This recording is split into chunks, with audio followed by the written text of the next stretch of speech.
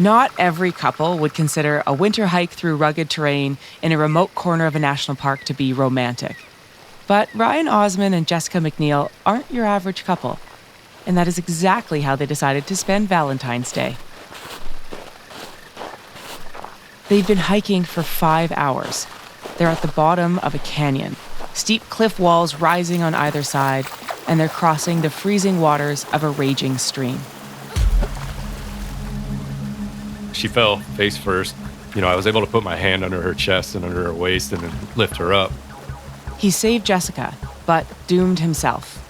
As I was lifting her up is when I could feel my right leg sinking pretty fast all the way down. And it was pretty quick. It's my right leg sank past my thigh. He tries to pull it straight up, then he tries spinning in the spot. All his efforts just make him sink deeper. Quicksand had never crossed my mind at all. But that's exactly what it is. A patch of quicksand in the middle of an icy river. Overhead, the gray sky grows darker.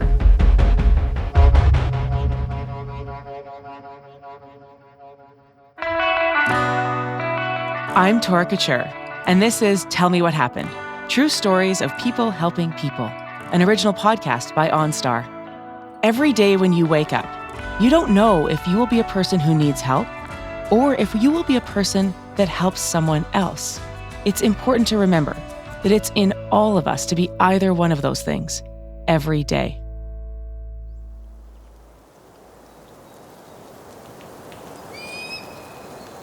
It's 7 a.m. and Zion National Park in Utah is gorgeous. There's 2 inches of fresh snow on the ground and the air is cold, but the sun is bright.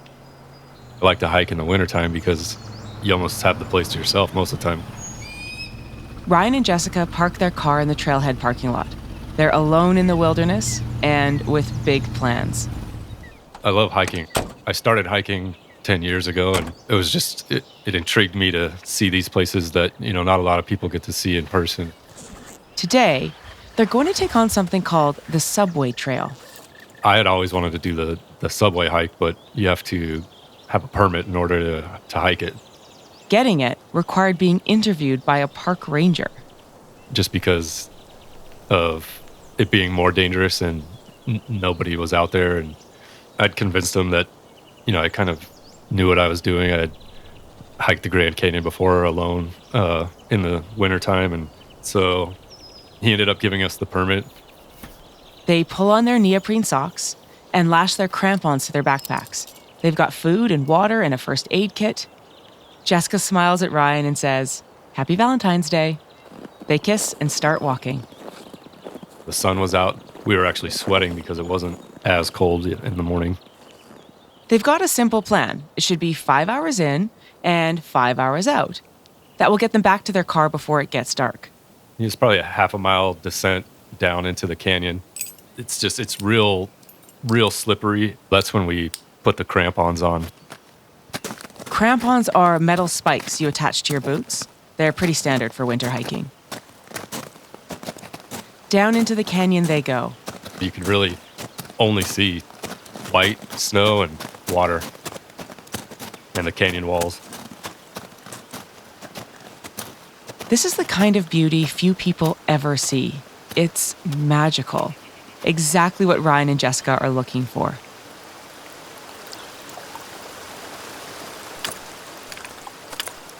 They're crossing a stream of rushing water, stepping on ice-covered rocks when Jessica's foot slides off, and down she goes. She fell face first and her hands and knees caught her. It's unpleasant, but nothing serious.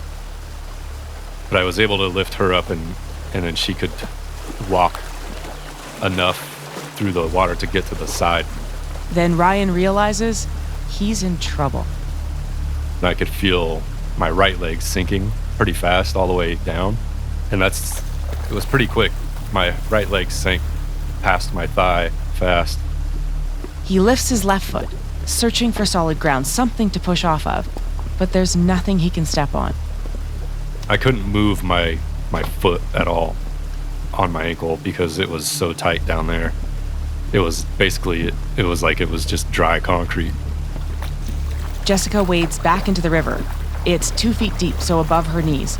She braces herself, grabs Ryan's arm with both hands, and pulls. Nothing. She just put her hands down in the water and started, moving, trying to move the sand away. And I was trying to shovel it away, but it literally, the second you would shove it away, the sand would refill all the way back up to my very top of my thigh. The stream is quite literally ice cold. Only the fact that it's moving so rapidly keeps it from freezing. They dig at the river bottom with bare hands. Your skin touches the water, and within 10 to 15 seconds, it's bright red. I couldn't feel my leg after 5 minutes. It was completely numb to the cold. For 30 minutes, they pull and dig, until they're forced to accept an unbelievable truth. Ryan is trapped in quicksand. I was screwed. I didn't know how I was going to get out of there. They are miles away from having a signal on their phones. Hands numb, teeth chattering, lips turning blue, they reach a desperate conclusion. Jessica will have to hike back the way they came in search of people who can help. I knew it would be really difficult for her to hike back all the way by herself. She wasn't as an experienced hiker as I was.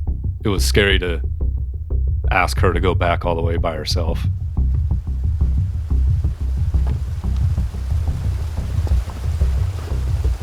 Jessica, standing in the river, gives Ryan a kiss. The second of the day, but very different than the first. Then she heads back down the trail, her crampons clinking on snow-covered rocks as she disappears around the bend in the canyon. Ryan waits. I had figured a minimum of 5 hours at least, because that's how long it took both of us. I was giving her about 6 hours of estimation time before I would hear a helicopter. It's the middle of the afternoon, but the sun has already disappeared behind the high walls of the canyon. The valley is shrouded in twilight. All of Ryan's effort is focused on one crucial task: staying alive. He knows if he passes out from the cold, he could slip below the water and drown. It's a cold like he's never felt before. About 30 minutes after she left, it actually started pouring snow. That's when it got kind of scary. It was so cold already, and the snow was really coming down. Hours pass. Twilight becomes darkness. Ryan's estimate of 6 hours expires. Still no helicopter, no hikers appearing on the trail. So I basically didn't think that she had made it, and I figured that it would have been, at least a full day before anyone found out that they couldn't reach me. So I knew I didn't have that long.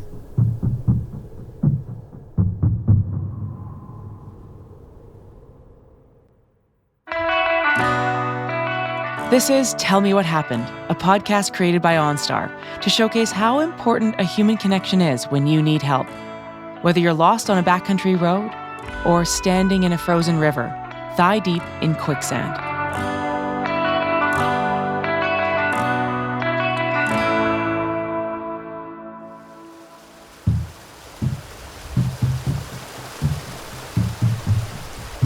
Standing in that icy river, his leg encased in the river bottom, and all the world around him pitch black darkness. Ryan is losing body heat and hope. But miles away, Tim Knaus, a veteran park ranger, is having a remarkably average day. But keep in mind, Tim's average day is still pretty unpredictable. Things kind of get thrown at you left and right. Things come out of left field. Really strange calls can happen at any moment, which is part of the reason I love it. Tim performs between 40 and 50 rescues a year. But even with 200 missions under his belt, he knew right away this one was different. We had a broken cell phone call from the trailhead to our dispatch. She was saying about her boyfriend was stuck in quicksand somewhere in the subway route. The call was from Jessica. After hiking 6 hours, getting lost in the dark, then finding her way again, she finally got close enough to the trailhead to get a cell signal. Her teeth are chattering so much she can hardly talk. But even in that jumbled message, one word stands out: quicksand. It's not something Tim or anyone at the park has to deal with very often. I've heard of quicksand quite a bit in Glen Canyon and some of the other areas in southern Utah. If you do have quicksand in Zion, it's generally about an ankle deep, so it's hard to get stuck in. But the panic in the young woman's voice tells him this is serious. With the water being probably 40 degrees and the air temperature being, 35 to 40, it's a perfect recipe for hypothermia. Before he can get any more details, the signal breaks up. Jessica's voice is gone. Now, Tim's got 2 people freezing in the wilderness, and he doesn't know where either of them are. My dispatcher, again, spectacular dispatcher, she was able to ping the cell phone, which put that phone call being not too far from the road. The Rangers form a 2-prong rescue. Tim and 2 others are the first response team, going first, moving quickly. The second team will follow, bringing more equipment and support. Based on the GPS points of her phone, and we were able to locate her pretty quickly, I took her back into my vehicle, and we put her in my vehicle in a warm area.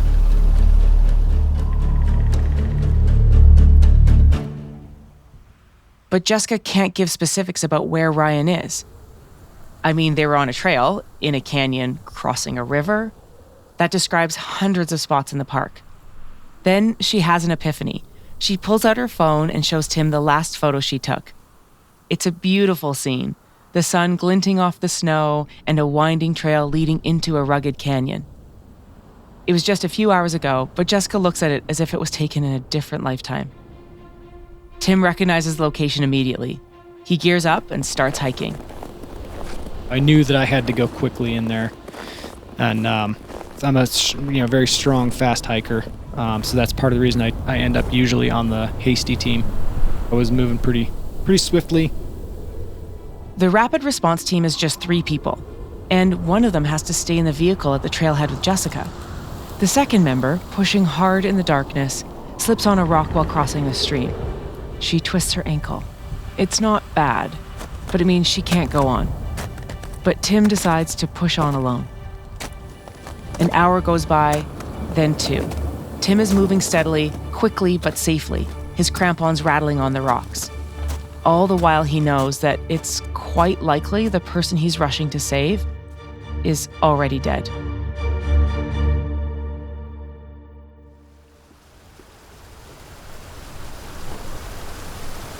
Ryan has spent 10 hours trapped in a frozen river. He has no feeling in his leg. A layer of ice covers all of his clothes. Stranded in the darkness, wondering how long he has left. I had seen what seemed to be like a light pass over, and so I had pulled my head up. I could see that there was an actual light moving back and forth. And that's when I just started yelling for help. I saw him look up at me, and I thought, man, this is really good. He's conscious, he's alert, he's breathing. Ryan's first question is about his girlfriend, Jessica, the woman that hiked into the darkness in search of help. When he told me that she was okay, I was a lot more relieved. Tim sets up a flashlight, then wades into the river and starts digging the sand away from Ryan's leg. I had a dry suit. I didn't have any cold water hand protection, like neoprene gloves or anything like that. I would dig for about half a minute to a minute before I would lose feeling in my hands. And then once I lost feeling in my hands, I couldn't really do anything because I couldn't tell what I was doing. So I'd bring my hands back out, we'd warm them up, then I would start digging again. But as before, when Jessica tried the same thing, every bit of sand he removes is immediately replaced. One person digging with bare hands is not going to work. He needs the second team. They have more people and more gear. For now, all he can do is try to keep Ryan alive. I said, you're going to grab onto my shoulder. If you feel like you're going to pass out, I'm going to hold you above the water until we get more people up here to help out. He didn't seem to be worried about anything at all, which made me feel a lot better just talking to him, just being around him. The second team assembled and departed about an hour after Tim. But thanks to a locator beacon that Tim carries, they now have exact information about where they are going. And when they arrive, they have to move quickly.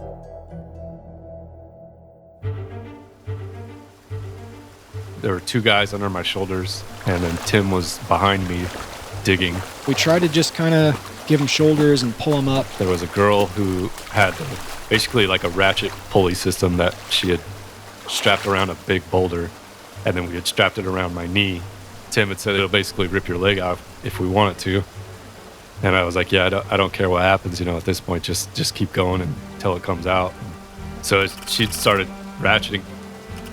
Ryan feels his body pulled upwards, but his leg stays locked in place. I was screaming in pain, but I was able to, tell her to keep going. The pulley system is cranked a second time. Ryan screams louder. The ranger on shore methodically cranks the ratchet. Tim turns his attention to removing Ryan's boot. We noticed it was moving millimeters at a time. I was able to slip both of my hands, 2 fingers each, into the boot toward the heel. And I just started wiggling and pulling up at the same time, and I felt it start to move. I felt my ankle pop up, and then I felt my whole leg kind of move. My whole leg came out. I was just wiggling and pulling at the same time. We finally got it yanked out.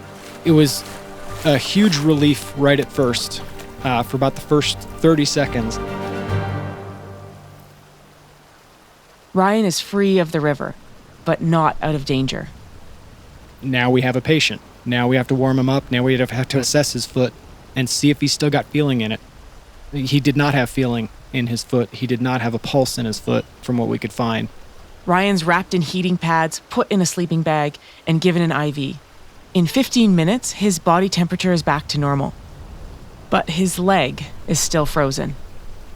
I had asked them not to tell me anything about what my leg looked like because I didn't want to look at it, just assuming being stuck for, almost 11, 12 hours that it would be pretty destroyed. Meanwhile, the weather is getting worse. The snow is falling heavily, too heavy to bring in a helicopter. And it's too dark to try and carry Ryan out on a stretcher. The team decides the safest thing is to hunker down and spend the night where they are. I felt bad for them because it was snowing so bad. All they had was a sleeping bag and some tarps that they put over trees, and we started a fire, and I was so tired I fell asleep within 10 to 15 minutes after everything was set up.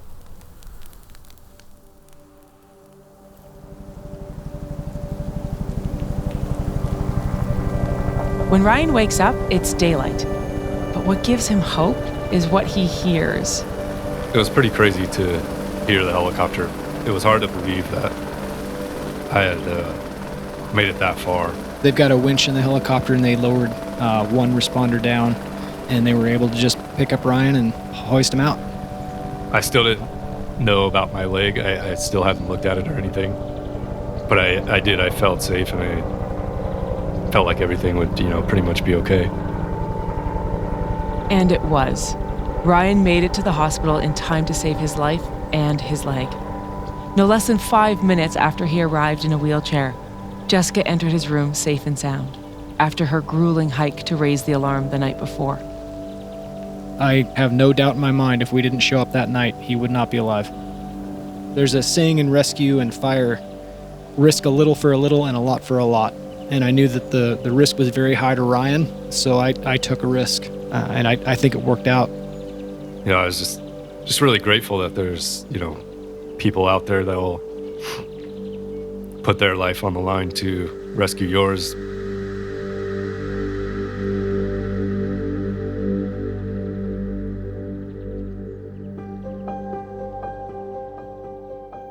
Quicksand isn't just a problem in Utah.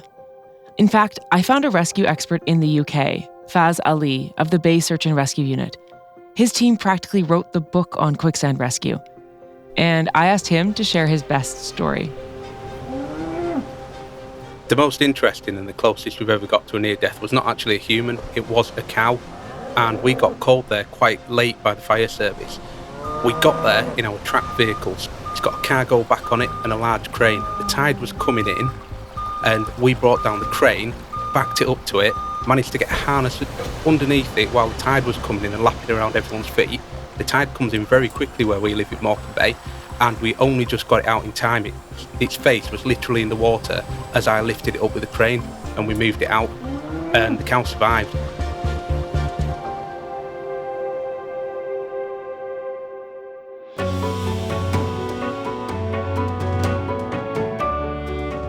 This show is produced by OnStar, and they're focused on keeping you safe. So before I wrap it up, I want to get a few safety tips from Faz, starting with how to get yourself out. In terms of how you do extract yourself from the quicksand, the best thing to do is get rid of any excess weight. If you've got a rucksack on, take your rucksack off, because that's only going to add extra weight. If there's anything you can put under your bottom so you can sit down onto it to distribute your weight, because it's all about weight distribution. So if there's a plank or a log or anything that your companions can throw you or that you can reach, put that under yourself and distribute your weight, because that's going to make you go down slower. Once you do get yourself into a comfortable position, you've got to make sure that you don't damage yourself. So you can actually damage your joints if you try getting too aggressive. If you get a very healthy person who thinks they're just going to pull themselves straight out of it, that's not going to happen. They need to make a gap. So if you get both hands around your knee, start with one leg, push it forwards, push it back, and start rocking it backwards and forwards to make a bit of an air pocket, and then start going left and right, and start rolling your body a bit over to the left, a bit over to the right. You'll eventually make enough room to get your leg out, hopefully. And once you've got one leg out and fully extracted, put it to the side and lie it flat so it doesn't start going down again. And then you can move over to your next one.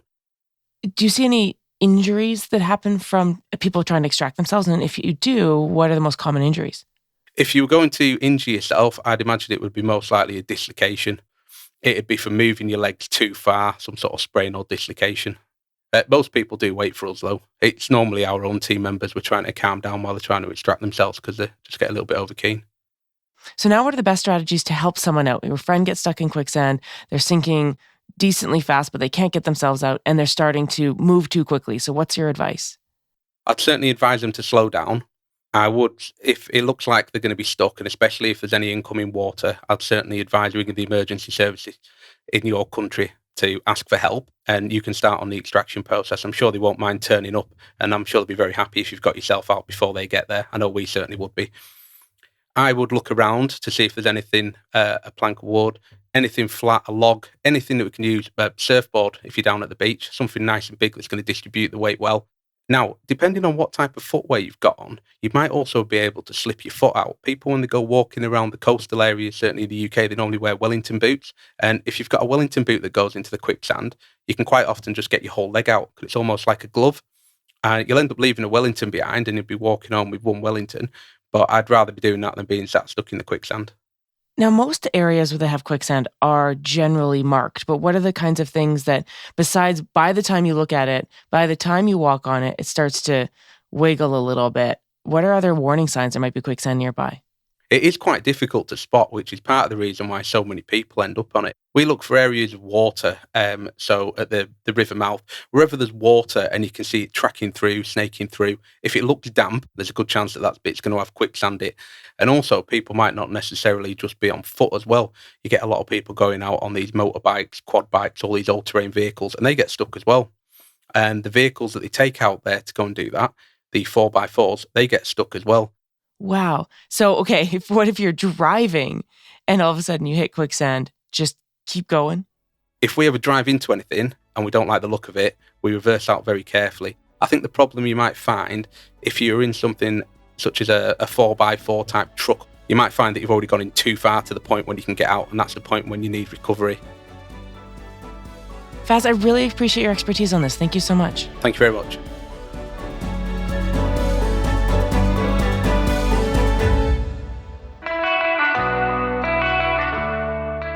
That's it for this episode of OnStar's Tell Me What Happened, true stories of people helping people. If you'd like to read more stories like this one, or if you want more information about how to identify quicksand and other wilderness dangers, there's a link in the show notes to take you to our website. Or you can go straight to OnStar.com and tell us your favorite story about a time that a stranger helped you. Let's share some love for people who help others, in big ways and small. On behalf of OnStar, I'm Tora Couture. And please, be safe out there.